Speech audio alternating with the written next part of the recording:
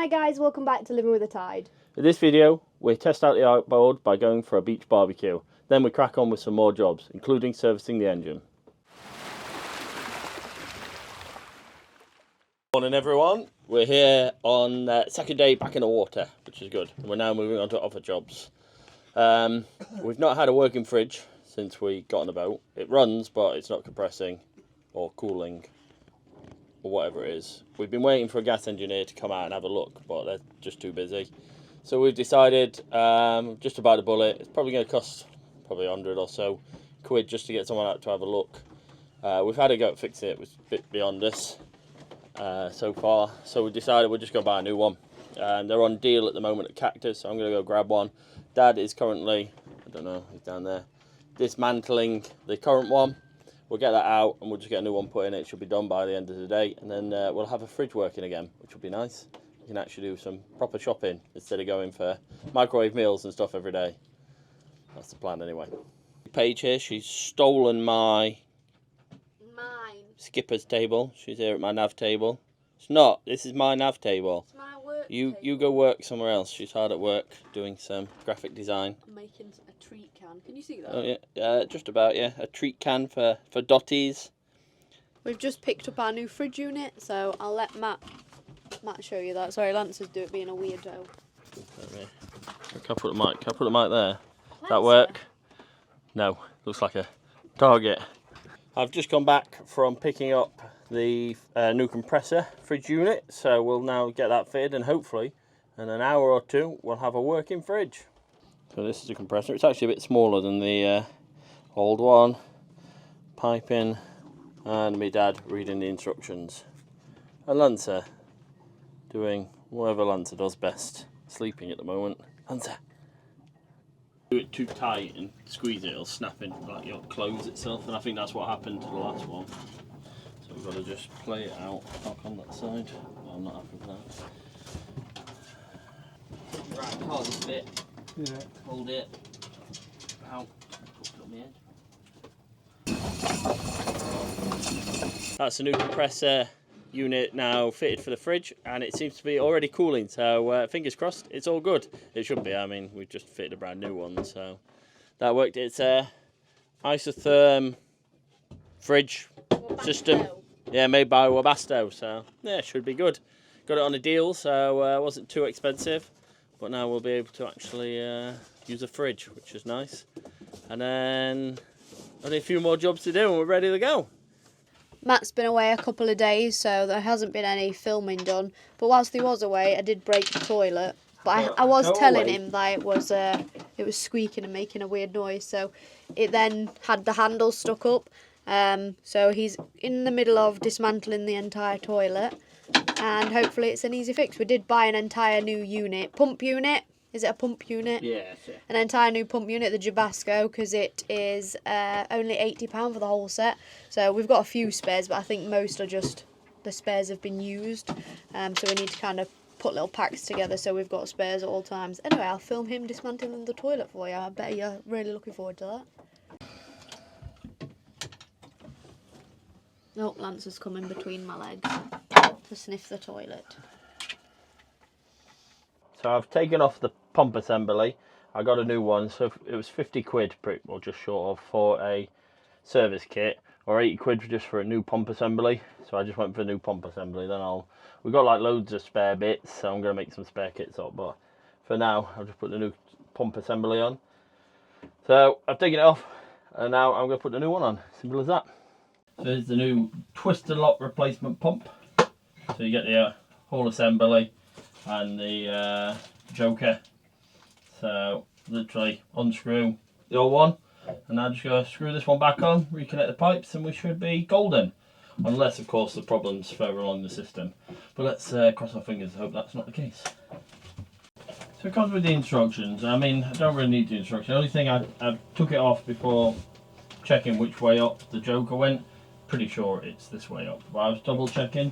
So looking at the instructions that came with the replacement pump, and it's all the instructions for fitting a toilet, nothing about replacing the pump. I mean, it's straightforward, so I'm not worried, but you'd think the instructions that you get would be the the ones for replacing this, not an entire toilet. Pages looking out window. Oh, there's a boat. Oh, well, we're going to get a bit washed then. Anyway, I'll crack on. Is it working? Yeah, well, because there's water in there at the moment, it's just sprayed all up the wall.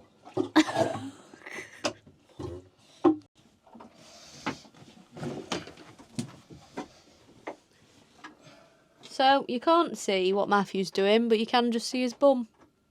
And probably hear him. You mean hear me? You're screwing stuff in. And all we have is your bum in our faces. No. This angle is no better because now we have back and bum. Right. Seacook's open.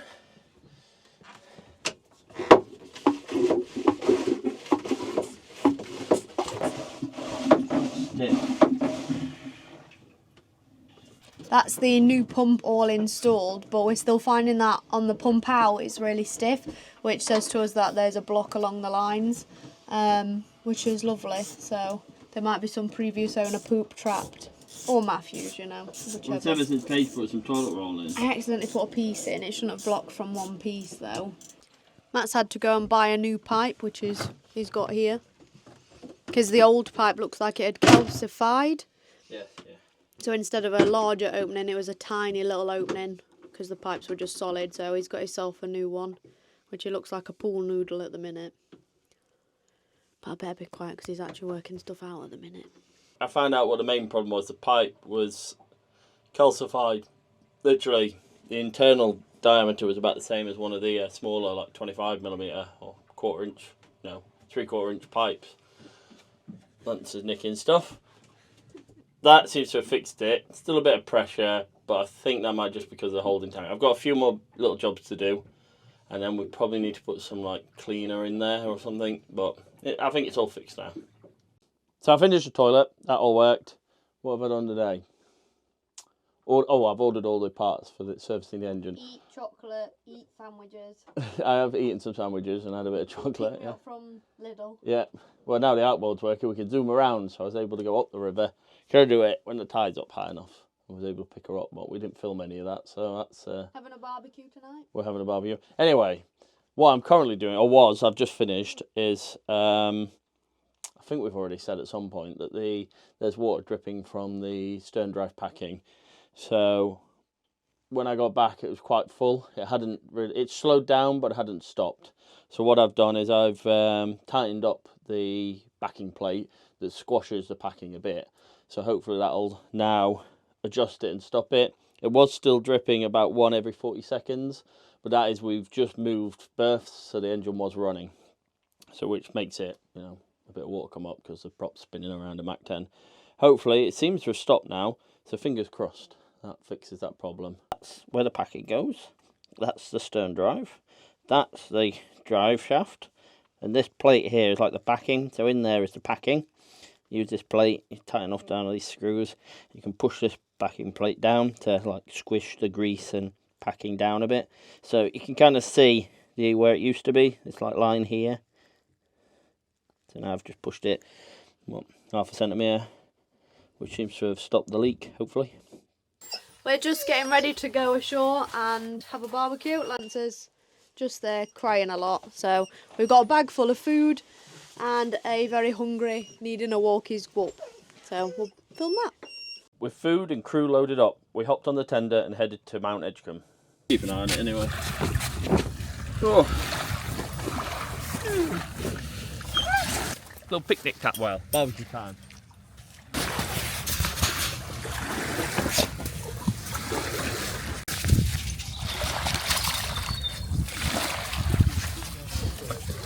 Well, Nancy, you're definitely going for a swim now. Oh, look at you. What are you up to? You're all covered in sand. Oh dear.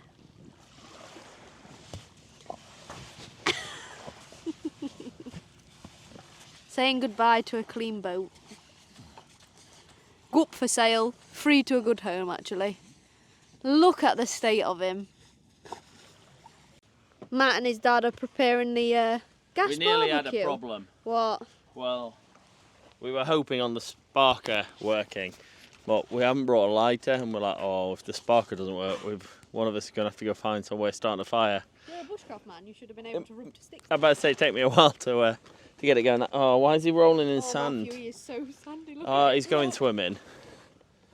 Oh, why is he doing that? Right, I'm going to go sort my dog out.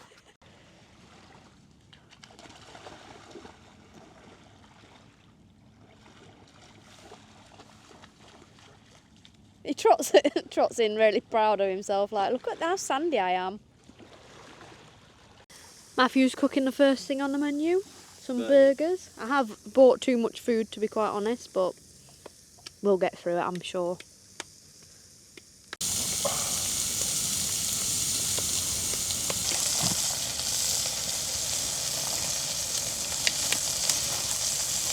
Matt's got a monstrosity of a burger. I'm going to zoom in.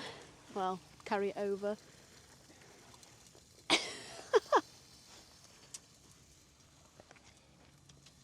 Cheers. From our little beach, that's just where we came from. Mayflower Marina in Plymouth.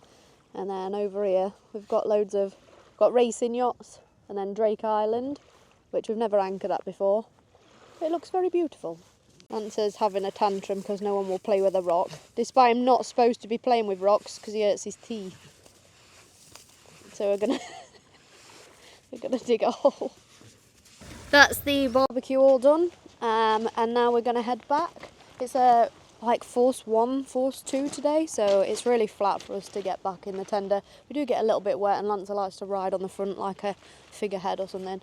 Matt and his dad have just been walking him up there, and I've been chilling a little bit, and now, yeah, back to the boat, see what we do for the rest of the night.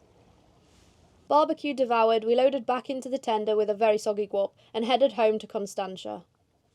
That's us back from our beach barbecue, and now we're just going to chill for the rest of the evening until I get cracking on with more jobs tomorrow. Though saying that, we're starting to run out of jobs. Well, never fully run out, but no more big jobs. Of course, there's one constant job, which is entertaining the dog. He's trying to get back overboard so he can go play in the tender. She's come over to annoy me again while I'm doing my skipper stuff. Or more, I'm just sorting out all the documents. I probably should have done it a while ago. I've just finished sorting out the Ofcom ship radio license. So that's not all in my name. So the call sign of the MMSI for the VHF is all in my name now. And now I'm just sorting out the registry, so getting it re-registered in our name so that they know we're the owners. So it'll give us, I think it's 5 years. It's the small ships registry, so just sorting all that out. All fun times, cost me 35 quid, and I've got to, you can't do it online, so you've got to print off the forms, fill them out, then copy them, and then email them to them. This is my little printer that I brought, just so I can do all my documents. Put your hand to it. I got big hands though. You know what they say about people with big hands? I need big gloves. Tomorrow we're setting off from the marina and heading out to anchor for the night before we head over to Plymouth Yacht Haven to get our rig done by Hemisphere. So Matt's just going to be maintaining the engine, and the first job that he wants to do is replace the impeller. Just so that we know that's all well and truly working. So I will film the process. He looks confused at the instructions at the minute. I'm just getting I don't know, I can't find any documents when the engine was last serviced, so I'm just going to do a full service. I've ordered some extra parts I need, like the sacrificial anode and other bits.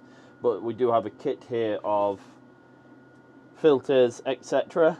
So I'm just starting that. So I've got a spare impeller. I'm just going to fit a new impeller and the gasket, etc. So that's my first job. It's the one I'm most concerned about because I don't know how old the impeller is that's in there and how much it's been used. So we'll change them over and that'll fix that. And then I'll probably do oils, etc. tomorrow before we set off. First job, removing the old impeller. That's why Matthew's wedged into the engine bay at the minute. And this is the nifty little hole from the shower, weighing scales and wash line, into the other side of the engine. And Lancer's still barking. There's the noisy little bugger. He's at the window. Lancer! Shh! Filming! One of the reasons that we're actually changing the engine oils and everything is, one, because we haven't done it ourselves. Matt's talking about his Diddy screwdriver. Is because a lot of the things on Constantia that were broken or not maintained. So we had broken fridge, broken heating, broken all sea cocks. So I think we just want to make sure that the engine's all running since we don't have sales at the same time. And I'm going to film Matthew now, who's in there. I'm currently removing the screws which hold on the plate on the impeller housing. So we'll get that off, then I should be able to remove the impeller and see what condition it's in. While I'm here, I'm just going to check the belt. It's looking in quite good condition actually. Might need tightening up slightly. I think it's 1/2 inch compression it's meant to have, which isn't that far off actually, so maybe it's alright. It's going to leak water into the bilge, and then I'll clean it up. Just to make you all aware, I have closed the seacock for the water coming in, so this is just what's residual in the system.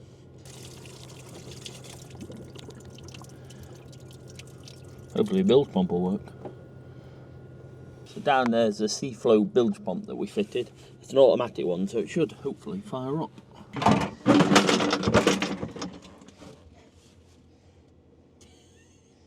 I'm not sure this place is better, to be honest. So I think I'm coming back to my original one. No space in here. I mean, you meant to use an actual tool to get this out, but I've not seen one. So we're going to have to use the old plier method, which is probably going to break it, which means I'll definitely have to replace it. Got the impeller out. It's actually damaged with 3 of the fins actually missing parts. There's a lot of black rubber off them that are now in my hand, so I'm going to have to make sure that everything's clean, because I'm not sure where these bits have gone. The fact that it's all working means the bits have probably just disintegrated. It means spat out the exhaust. It was all working last time we moved there. Water was coming out. But what can happen is these fins disintegrate and then block up the cooling system. So the intercooler seems to be working fine though.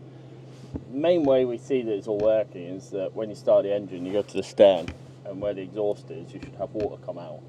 And we have been, so it was all working. So it just means that they've disintegrated at some point and it's been spat out the system, or they're still in the system somewhere but they're not blocking it.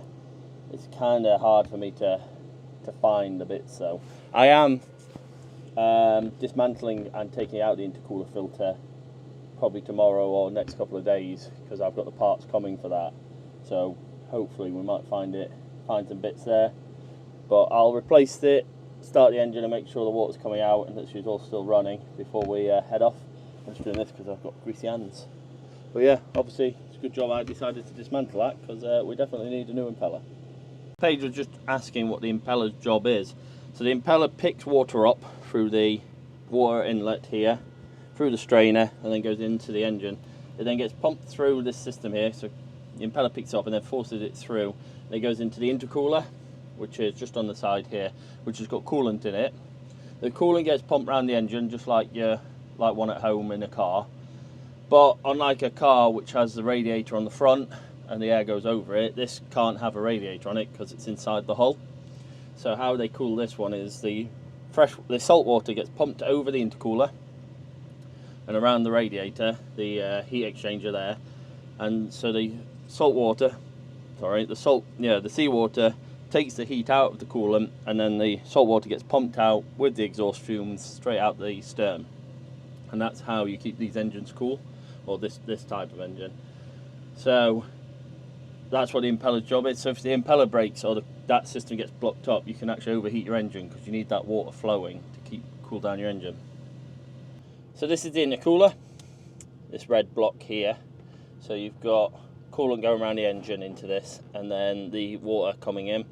At the same time, you've got these pipes here. I don't know if you can really see them, but these are the coolant system as well. It actually goes up, got to work out which one's which. So this one looks like it's the out, because it's going up and then into the exhaust. and then this, that's the actual exhaust from the engine. There should be 2 pipes, must be down somewhere else in the engine. I'd have to figure out where they are. But the system, so you see here these 2. So this is, at the back here, you might not be able to see it, is the hot water system for the diesel heater. So these pipes are actually all hot at the moment because we've warmed up the water and we've got the heating on.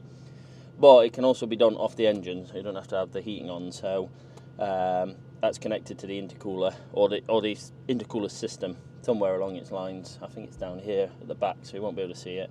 Anyway, the intercooler's full of coolant, so that's what this is here with the overflow breather here, and that's all that is. It's also got its own little filter and stuff at the front here and a sacrificial anode, which I'll be changing when they arrive. And that's about it really, and that's how the system cools itself. I'm going to put the new impeller in. This is what it should look like, not with the big chunks out of it. So we'll put that in. So I'll grease up the casing, put this in, then I'll put a bit of grease on for the gasket, put the gasket on, and then replace the end cap, the cover. So as simple as that. The hard bit is getting this in, because of course at some angles these are actually squashed over like that. So you have to turn this as you put it in, you have to turn it the right way. So that's going to be always fun. So we'll start that now. The little pack comes with its own little grease. So I'm just going to, because of how this engine bay is, because the fuel tank's here and you can't get in, what I'm going to do is just lube it up a bit by hand. Just give it a bit of grease. Make sure it's all gonna. Oh no, I'm dropping grease on the floor. Get loads of grease around so that the impeller goes in with a bit more ease than it can do. Pretty simple. Yeah. Have to start the impeller going in and crush or squash them down where you need them, so you have to spin it almost like that. There we go, it's just starting to go in. Come on, in you go. There we go. Simple as that. It should be nice and flush. Yeah, the blades are over, so she'll spin round. The blades are already in the right position for that. Should be able to see it there. And that's it, simple. Gonna put the gasket on. It's got a certain shape, so we just gotta make sure that goes the right place. For what I believe, you don't need grease on this, but I put a bit on because that will help it kind of stick in place back onto the metal while I find the holes, etc. Oh, now I've got to get over the top and make sure this all lines up into the right place. There we go. Now we can put the faceplate on. And here comes the plate. So we'll just have a look. I'll try and put it where it's been before because of how it is already shined up, as you can see. So it goes like this. So this top one should be that one there. Oh, got them both again. So where was I? There should be that one there. We'll just get that one finger tight. I do these like I would do a tyre, etc. So finger tight, do diagonals, finger tight with them all, and then start tightening them up, doing opposites to get a nice even tightness. And just doing the opposite one. He says, just have to move the plate around a bit, find the hole. There we go. There we go. Bit greasy. So that's them all now in and hand tight. So what I'm going to do is now tighten them up nice and tight. We're not overdoing it. And then do the opposite one. The one literally straight across. Same again. And this one. Oh, got grease everywhere. It's all a bit greasy. I'll see if I've not tightened it up when I start it. If it starts leaking water, we know I need to tighten them up a bit more. But we shouldn't have to. There we go. That's them tight. I would now open the system, reprime the strainer, and just see if it all works. But first thing I'm going to do here is check this pipe. I don't like how it's been crushed. That says to me it's been ran dry with the seacock closed, and it's tried to, of course, shock the water in, but there wasn't anything, so it's got crushed this pipe. Would also explain why the impeller's damaged, because that's normally from running them dry. Without water in there, they overheat, you know, the friction, and then the blades start to disintegrate. So I'm just going to take this pipe off and make sure everything's in working order. See if I can reshape it. If not, I think I might have to replace this pipe. That pipe, I think, has been ran dry, so I'm going to replace that pipe. I've got to wait till tomorrow. It's Sunday today, and the chandlery isn't open today, so it'll open tomorrow. I'll grab some pipe and replace that before we set off. Hopefully all going well, we'll set off. Otherwise, we might need to spend another day here, but we'll see what happens tomorrow. I'm now just going to do the air filter, because I've got one of them. Then I'll do the fuel system. I can do that today. And then, like I said, I've got the pipe to replace, and I've got to do the oil. I haven't got any of the oil. Again, you can buy it at the chandlery, but they're not open on a Sunday. So this is the air intake and air filter here. So I'm just going to clear that out. Actually, it looks quite nice. Hardly, not that bad a condition. But I've got one on order, and I've got a spare one here, so I'm just going to replace it. I'm just going to do like a full 750-hour service. Make sure she's all in good working condition. Action. Engine filter. No, not engine filter, air filter. Air filter. There we go, yes, yeah. Wait, let me, there you go. Just in there, push it in. Yeah, you'll see, you can feel it, yeah, it's squishy, yeah. There you go, now that metal plate, you just put that on. Yeah. It's like a biscuit tin. Yeah, exactly, yeah, just like a biscuit tin. Pull that, you can pull that out of the way, it's just a motion control. It is literally a biscuit tin. And then, yeah. Struggling to do them up. All you can see is hands. Why is it not going on? There you go. Yeah, and then do either of them. Like Daphne's hatch. Nice and tight, there you go. And Like a biscuit tin. I'm just filming your head, sorry. Oh, it's out of focus now. There we go. Last one. There we go. And that's it. Air filter done. Easy peasy. Paige the mechanic. At the camera. She always looks... She's good at filming, but she forgets to look in the camera. So that's the air filter cartridge replaced. The impeller replaced. I've still got that pipe to do, of course. So now I'm going to do the fuel system. Bit more messy, so I'm going to have to find some rags, etc. We've got two fuel filters. The one on the engine and then the pre-filter, which Paige can show you just like in here. And we'll do both of them. So we've got the two filters here out the kit. A Beta Marine fuel filter. So this is the one on the engine. And then this is the pre-filter. Literally, they'll just screw on. It's just, you make a bit of a mess doing it. So I need to find some rags. We're here. I've got my rag bag, some kitchen roll and two filters. So fuel filter on the engine is here, and then there's the pre-engine filter there. First thing I need to do, of course, is turn off the diesel, so when I take these filters off, the diesel tank just doesn't siphon out and make a mess. The shut-off valves are just above here, so I've just shut them down to stop the fuel going into this filter and then into the rest of the system. But there's still going to be fuel in there, so I'm going to make a bit of a mess, as I always do. Now I've got to work out how these ones dismantle. So I should undo this, and this should let some fuel out. There we go. Let that drain out. So we can put the end cap back in now. That was just the drain for it. So the bottom part of this metal bit is like the water separator. Normally you can get them like in a clear glass, which would be nice because then you can see if there's any water, which happens because of condensation. Anyway, now I need to work out what kind of filter this is. If it's held with a bolt, which I think it is, so it'll be this bolt at the top, which means going to find spanners. But I'll look at the filter I'm replacing and have a look at that, see if I can work out how it works. What's come out of the filter looks all right, to be honest. No signs of like diesel bog or anything like that yet. I'll know more when I've got the filter off. Time to remove the filter. Wrong one again. Sorry about this, guys. It's not 13, it's not 10, which I do like the most common. It must be a 12 or an 11. Right, 13 were too big.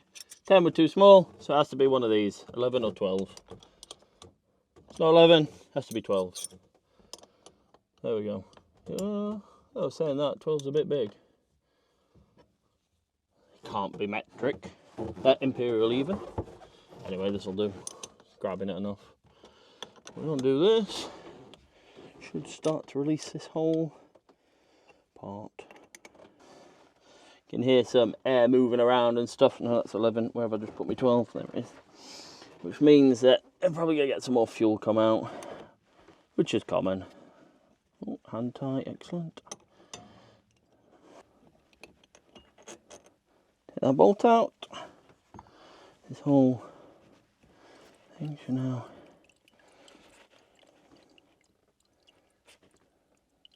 Ooh, yeah. Bring up my bowl of fuel. And literally just. Ooh. There we go. Put that on the kitchen roll I've got out here. Not much of it. Ooh. That's that. Just gonna have to let a bit drop down. Take that out of the way. Right, gonna use this to catch the rest of the fuel. This should now just come away. He says. There we go. And this is the actual filter we're replacing. Just sorting out now the seals. So that's the old one I've just taken out. Just put a new seal in. Now I've got this seal here, which actually goes up into the main compartment. I've also got an O-ring to replace and another smaller O-ring, which is on the bolt. So I'll just replace them, and then I can put it all back together. Good old fun trying to get these out, especially when you're upside down. There we go, got you. Take this one out, put the new one in. Trick again to make it kind of stick is just to put a bit of diesel on it. From the old pot of diesel here. Just put it around it. And up it goes.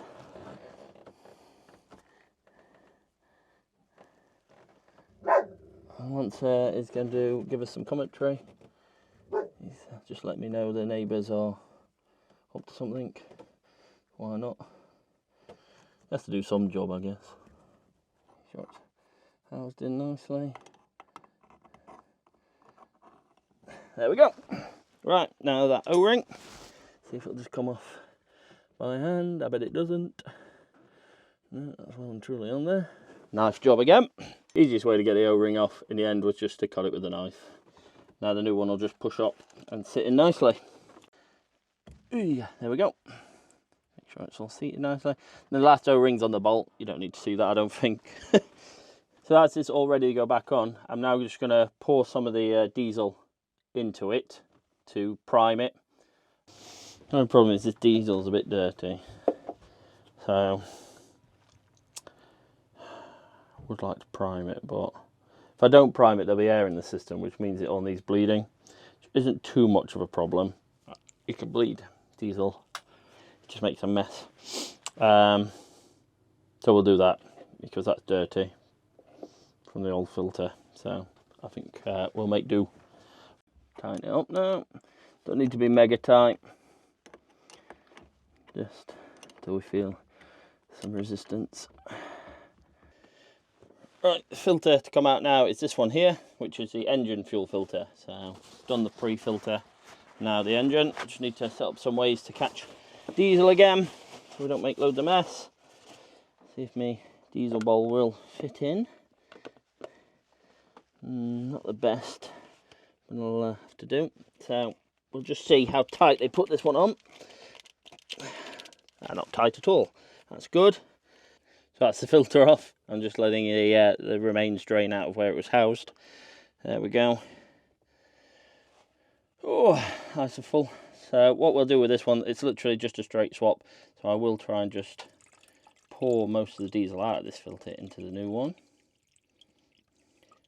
Because it's been through the pre-filter, this filter should be pretty good condition, which does look. So that's kind of half full, that'll do. Put that out of the way. Literally all I'll do now is screw this one back on.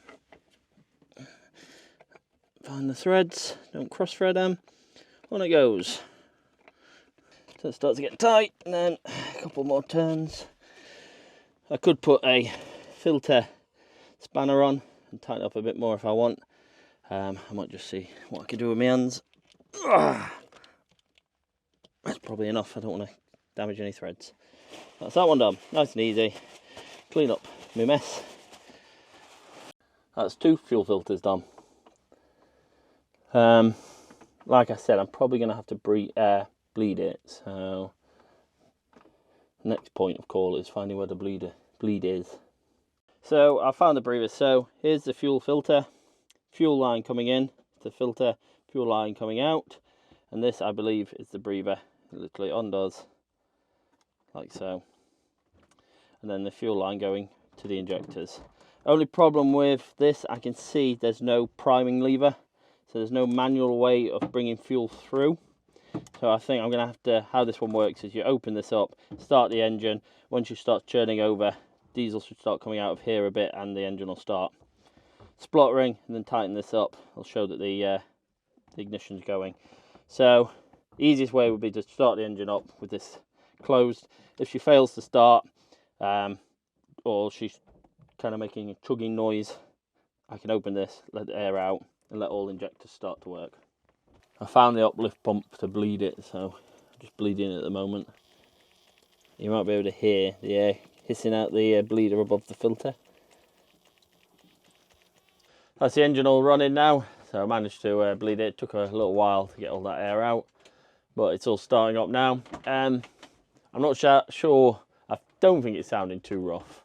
It's hard to tell because I've hardly heard this engine running, but all the cylinders seem to be firing, so, and I've had it under load, it all seemed to work. So now all we need to do is oil tomorrow and replace that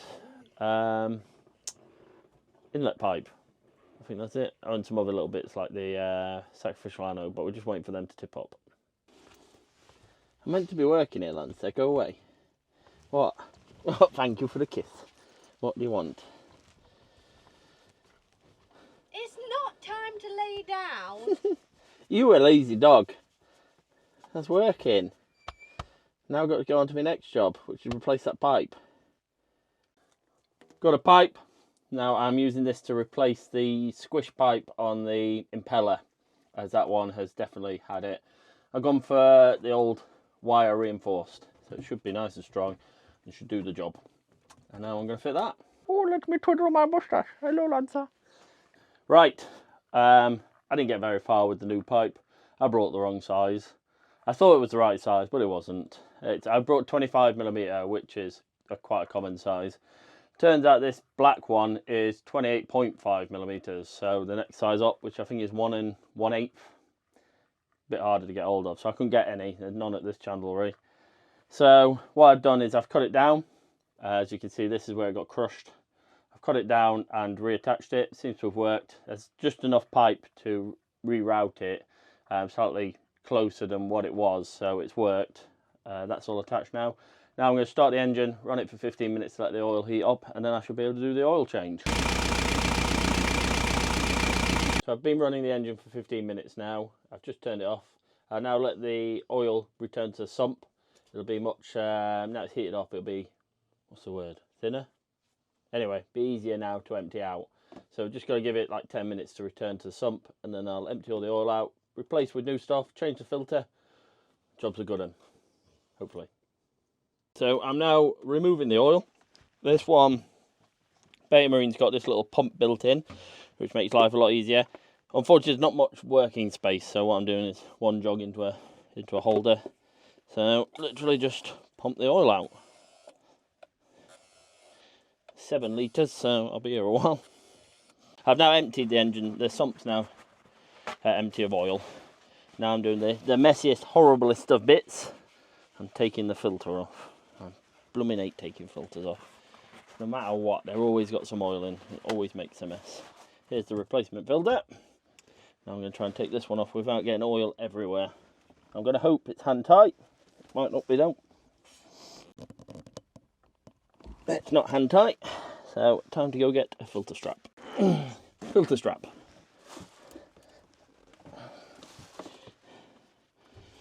So you put this on and you pull your bit through. And it should lock onto the filter. So you can then pull it off.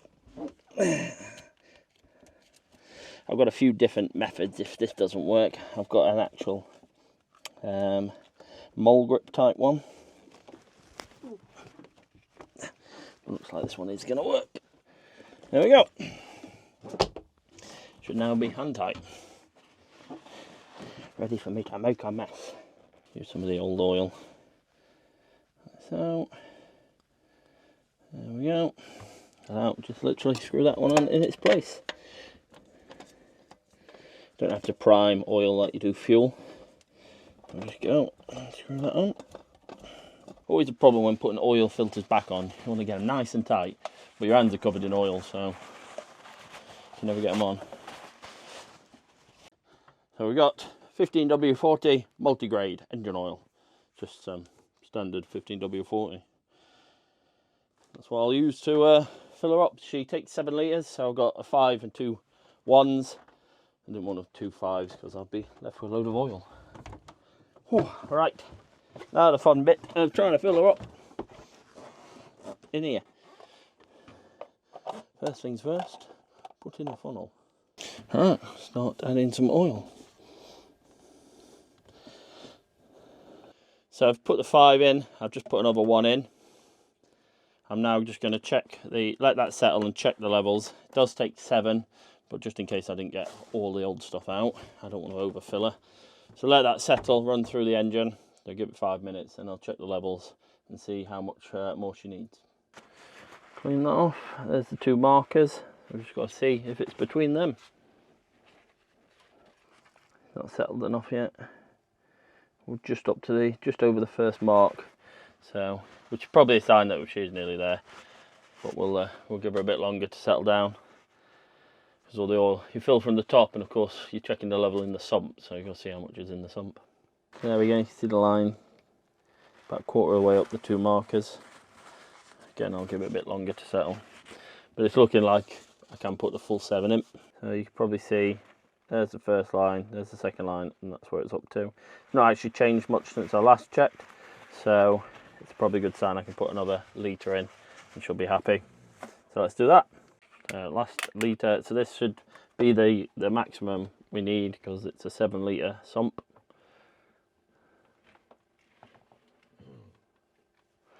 So, not to overfill it, that's about half. And we'll check again, give it 5 minutes, let it run down, check again, see what level we're at.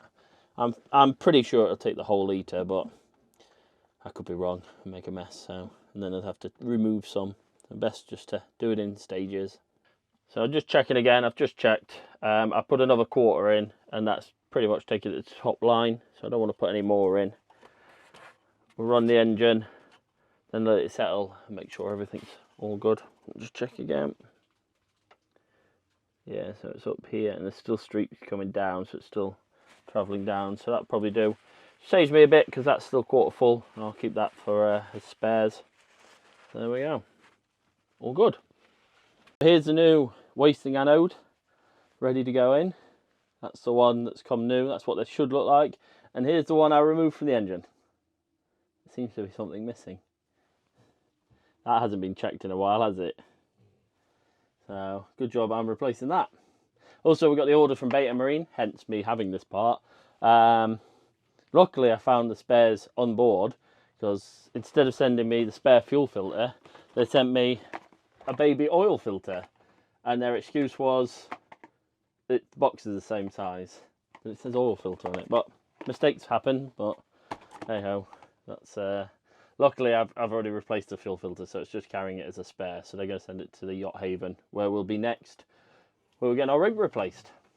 I'm replacing the wasting anode now. It's at the back of the heat exchanger. It's just a bolt here, so it just literally threads in and then tighten it up. Good to go.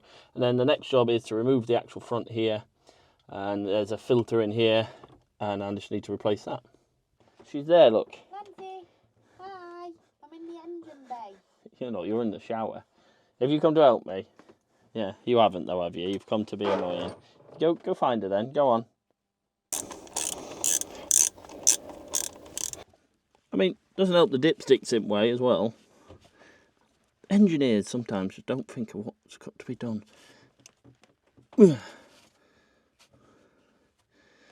Right. Time to get some tools to help me remove this then. That's the filter kind of out. There's not enough space to actually pull the whole thing out, so I've got to clean either end kind of in situ. I tried to get it out, but the thing's too long. There's not enough space going forwards, and there's definitely not enough space going backwards, so it's stuck in there. But it's a solid metal kind of filter, permanent one, so I'm just cleaning either end. Where the anode's gone, there's just loads of bits of old anodes, so I'm just cleaning that out, and there's bits of seaweed, which is quite common. Oh, Lancer wants to be part of it, I see. Lancer, I'm busy here, mate. So I'm just cleaning that out, then I'll put it back together, and then I just need to put more coolant in, and we're done. With the coolant added, the engine fired straight up, completing our first service. Join us next time as we finally leave the dock and drop anchor for the first time in Constantia.